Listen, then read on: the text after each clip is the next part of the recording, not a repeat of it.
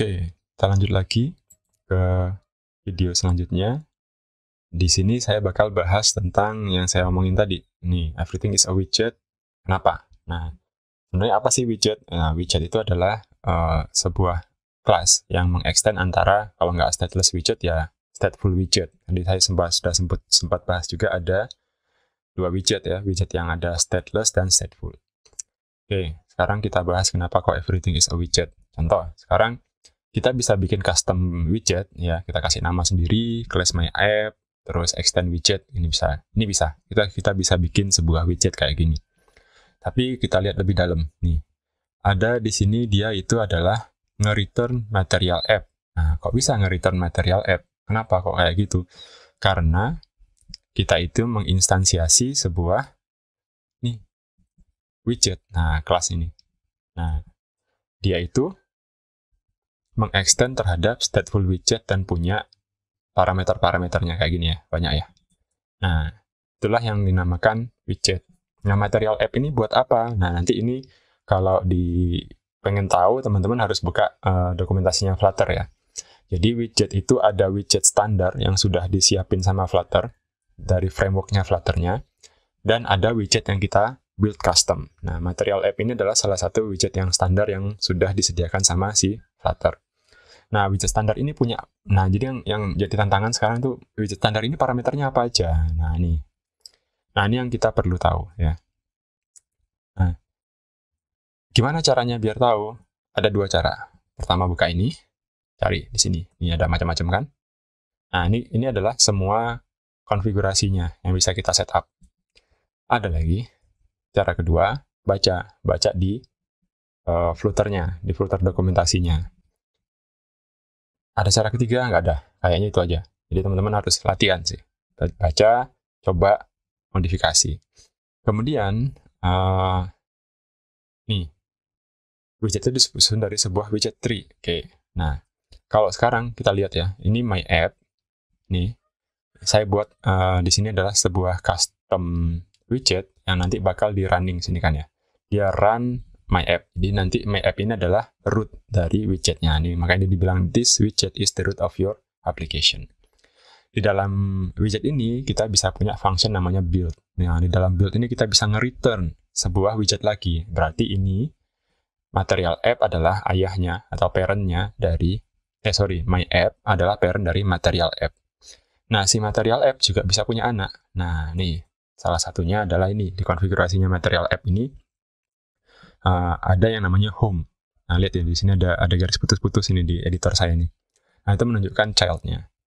Nah, di sini saya punya my homepage. Nah, sekarang kita lihat nih my homepage. Apa sih my homepage? Nah, ternyata nggak lain dan tidak bukan adalah my homepage ini adalah sebuah ini stateful widget. Nah, jadi ternyata dia adalah sebuah widget yang punya parameter nih ya, punya parameternya title key. Jadi kayak kelas biasa, ini konstruktornya. Ini default nih, ini default bawaan, harus ada.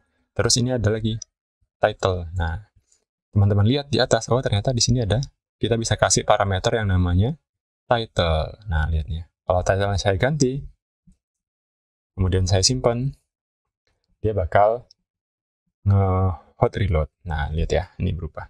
Nah, inilah cara kita ngoding di Flutter. Jadi ngoding lihat kanan, ngoding lihat kanan. Nah, sama kayak kelas biasa ya, emang ada konstruktornya dan ada parameternya. Kalau ada require ini berarti harus diisi gitu kan.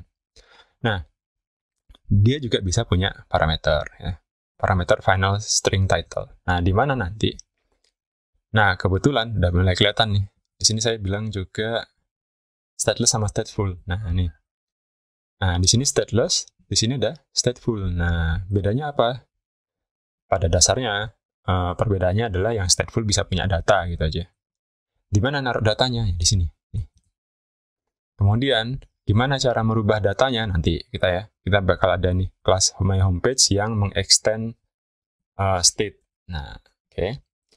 Nah, di sini nanti ada build. Nah, jadi setiap widget itu punya function yang mengoverride function yang namanya build yang bakal bikin di dalam sini ada widget lain yang di dalam sini. Nah, sekarang di dalam build ini kita lihat. Ya, ada garis putus-putus ya nih. Nah, ini mulai banyak nih. Oh, ternyata dari my homepage di sini punya anak lagi, namanya scaffold. Nih, scaffold punya anak lagi, app bar. Ya, app bar punya anak lagi, title. Nah, semakin ke bawah semakin ribet. Jadi ada body. Nah, ini scaffold punya anak body. Punya body, punya child. Nah, mulailah di sini ada column, ada yang lain-lain. Nah, inilah yang namanya widget tree tadi. Jadi, tree-nya bisa dilihat dari mana ya? Dari sini, pinggir sini. Nah, teman-teman lihat ada garis putus-putus itu ya? Nah, itu adalah tree-nya widgetnya. Kemudian ada anak lagi. Nah, ini anaknya equal-nya apa nih? Oh, ternyata ini adalah anak dari scaffold, ya kan? Ada app bar, terus ada floating action button. Kok bisa? Nah, dicari dong di scaffold. Nah, ada nggak floating action button? Oh, di sini ada. Ya, this dot floating action button. Tapi tidak required ya. Nah, bisa ada, bisa enggak. Coba lihat tadi. Ada yang pakai required. Nah, required. Nah, ini ya.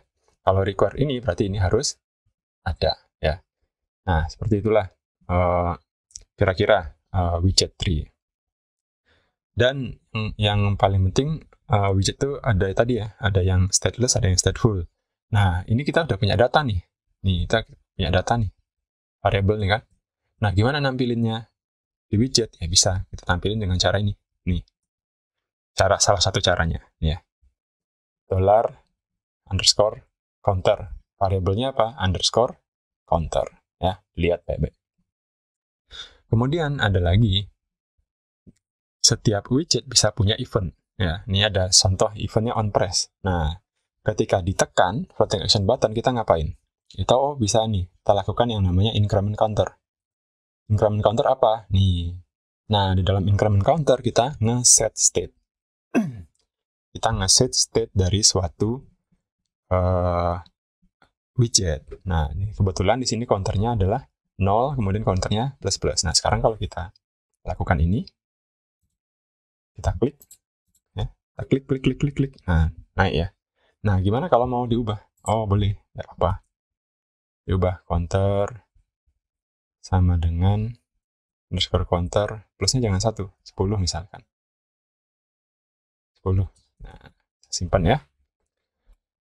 Hot reload. Nah, tadi ada hot reload, ada hot restart ya. Ini hot reload yang petir, hot restart yang bundar. Sekarang kalau kita klik, nah naiknya 10. Nah, kayak gitu guys. Kalau saya hot restart, kalau saya hot reload, state-nya tetap ya. Ini perlu teman-teman ketahui. Kalau saya hot yang pakai petir ini, hot reload, state-nya tetap. Tapi kalau hot restart, state-nya kalau nggak salah hilang.